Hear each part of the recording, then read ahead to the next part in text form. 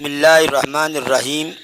سامعین و ناظرین، آج کے اس ویڈیو میں اسم ظرف اور اسم اعلیٰ کے کتنے صیغے آتے ہیں وہ بیان کیے جاتے ہیں۔ بسم اللہ الرحمن الرحیم۔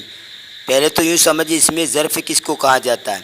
اسم ظرف جو لفظ کسی کام کا وقت یا جگہ بتلائے اس کو اسم ظرف کہتے ہیں۔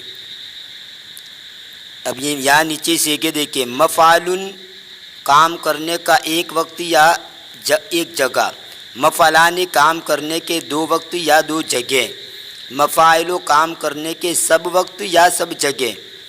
یہ تو اسم ظرف کی گردان صیغے ہوئے۔ اب نیچے دیکھیں اسم اعلیٰ کے، مفعول کام کرنے کا ایک اعلیٰ، مفعلان کام کرنے کے دو اعلیٰ، مفاعل کام کرنے کے سب اعلیٰ۔ ایک تو اس طرح بھی اس کے صیغے آتے ہیں اور دوسرے نیچے جو تین ہیں اس طرح بھی آتے ہیں۔ مفعلتن کام کرنے کا ایک اعلیٰ، مفعلتانی کام کرنے کے دو اعلیٰ، مفاعل کام کرنے کے سب اعلیٰ۔ اور تیسرا اس طرح بھی آئے گا، مفعال کام کرنے کا ایک اعلیٰ، مفعالان کام کرنے کے دو اعلیٰ، مفاعیل کام کرنے کے سب اعلیٰ۔ یہاں اوپر مفاعل اور یہاں پر مفاعل، لیکن یہاں پر زائد یا ہے، مفاعیل یعنی کھینچ کر پڑھیں گے، مفاعیل کام کرنے کے سب اعلیٰ۔ اب یہاں پر دیکھ نیچے کچھ اس وزن کے اوپر، اسم اعلیٰ کے وزن کے اوپر کچھ الفاظ یہاں پر دیے ہیں، جیسے مسعدن چرنے کا اعلیٰ، یہ باب سمیہ سے ہیں، لفت کو کہا جاتا ہے۔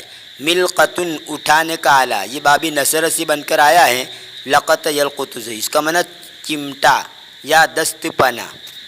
منفخن پھونکنے کا اعلیٰ، یہ نصر سے نفخ انفخ سے بن کر آیا، منفخن پھونکنے کا اعلیٰ یعنی پھونکنی۔